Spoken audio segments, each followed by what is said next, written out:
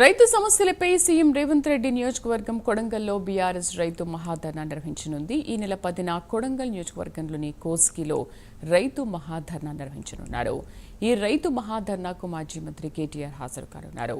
మా కరెస్పాండెంట్ చందు పూర్తి సమాచారం అందిస్తారు. చందు, ఈ మహాధర్నా అప్డేట్స్ ఏంటి అసలు? శ్రీదేవి ఈ నెల 10వ తారీఖు కొడంగల్ నియోజకవర్గం కోస్గిలో రైతు మహాధర్నా బీఆర్ఎస్ పార్టీ నిర్వహించబోతోంది. ఇప్పటికే రైతు ధర్నాలు ఇటు రెండు నియోజకవర్గాల్లో కూడా ఇప్పటికే నిర్వహించింది. షాబాద్ లో నిర్వహించింది, నల్గొండలో కూడా రైతు ధర్నా నిర్వహించింది, మూడోది కొడంగల్లో కూడా నిర్వహించబోతోంది. ప్రధానంగా రైతు భరోసా 15,000 ఇవ్వాలనేటువంటి డిమాండ్స్ నే ఈ యొక్క కార్యక్రమాన్ని కూడా శ్రీకారం చుట్టింది. ఇప్పటికే కాంగ్రెస్ ప్రభుత్వం మేనిఫెస్టోలో 15,000 ఇస్తామని చెప్పినప్పటికీ ఇప్పుడు 12,000 మాత్రమే ఇస్తామని చెప్పిన నేపథ్యంలో రైతులంతా కూడా ఆందోళనలో ఉన్నారని కూడా బీఆర్ఎస్ పార్టీ అనుకుంటుంది. ఈ క్రమంలోనే ప్రభుత్వంపై ఒత్తిడి పెంచాలి, ఖచ్చితంగా రైతు భరోసాను ముందు ఖచ్చితంగా 15,000 రూపాయలు ఇప్పించేలా ఒత్తిడి చేయాలని కూడా భావిస్తోంది. ఎందుకంటే ఇప్పుడు స్థానిక సంస్థల ఎన్నికల త్వరలో రాబోతున్న క్రమంలో వరుసగా ప్రభుత్వంపై ఒత్తిడి పెంచితే ప్రజల్లో ఒక మైలేజ్ వస్తుంది, రైతుల్లో మైలేజ్ వస్తుందని కూడా బీఆర్ఎస్ పార్టీ భావిస్తుంది. ఎందుకంటే అటు అసెంబ్లీ ఎన్నికల్లో బీఆర్ఎస్ పార్టీ ఓడిపోయింది, ఆ తర్వాత పార్లమెంటు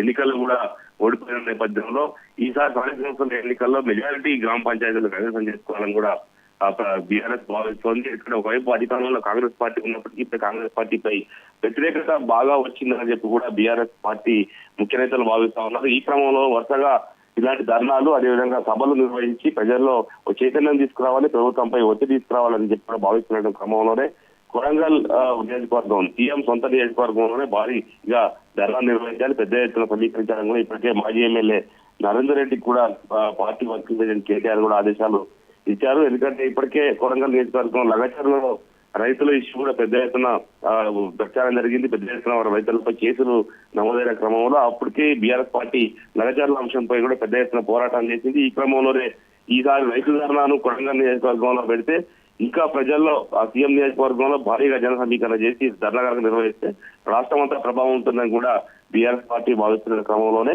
కొడంగల్లో రైతు ధర్నాను నిర్వహించబోతోంది. శ్రీదేవి, అదే చందు, రైతు భరోసా లభించేంత వరకు కూడా మేము ఈ పోరాటం కొనసాగిస్తామని ఎప్పటి నుంచో వాళ్ళు పోరాటం చేస్తూనే ఉన్నారు. హరీష్ రావు కానీ కేటీఆర్ కానీ ఇదే మాట్లాడుతున్నారు.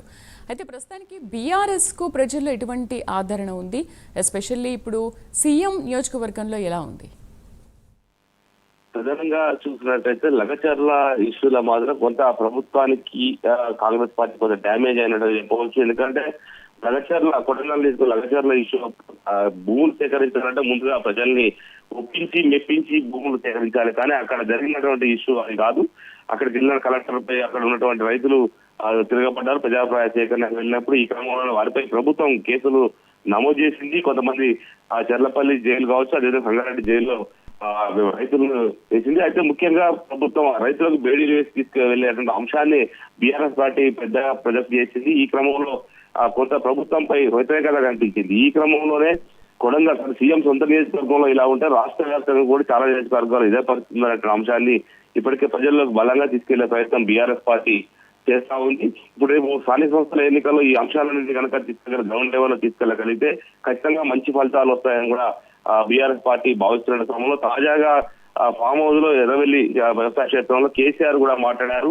ఈ ప్రభుత్వంపై వ్యతిరేకత ఇంత త్వరగా వస్తుందని ఎవరు ఊహించలేదు, దేశంలో ఏ ప్రభుత్వానికి ఇంత త్వరగా వ్యతిరేకత రాదు అనే అంశాన్ని కూడా కేసీఆర్ కూడా చెప్పిన క్రమంలో ఖచ్చితంగా స్థానిక సంస్థల ఎన్నికల్లో గట్టిగా కొట్లాడాలి, ఖచ్చితంగా మెరుగైన ఫలితాలు సాధించాలి. అసెంబ్లీ పార్లమెంటు ఎన్నికలకు నష్టపోయాం కాబట్టి ఖచ్చితంగా ఇప్పుడు ఎక్కువ మెజారిటీ స్థానాలు కైవసం చేసుకోవాలని కూడా ఇప్పటికే పార్టీ నేతలందరికీ కూడా కీలక ఆదేశాలు అయితే జారీ చేసిన క్రమంలో ఖచ్చితంగా కొడంగల్ నియోజకవర్గంలో కనుక రైతు ధర్నా నిర్వహిస్తే ఆ ప్రభావం రాష్ట్రం అంతా ఉంటుందని కూడా బీఆర్ఎస్ పార్టీ భావిస్తా ఉంది. ఎందుకంటే ఇప్పటికే కొడంగల్ మాజీ ఎమ్మెల్యే నరేందర్ రెడ్డిని కూడా లగచర్ల అంశంలో ప్రభుత్వం జైలుకు పంపించిన పరిస్థితి. ఈ క్రమంలో ఆయనకు కొంత సానుభూతి వచ్చిందని కూడా ఇటు బీఆర్ఎస్ పార్టీ వర్గాలు భావిస్తున్న క్రమంలో కొడంగల్లో రైతు ధర్నా నిర్వహిస్తే రాష్ట్రం అంతా ప్రభావం పడుతుందనే ఆలోచనలో అయితే బీఆర్ఎస్ పార్టీ ఉంది.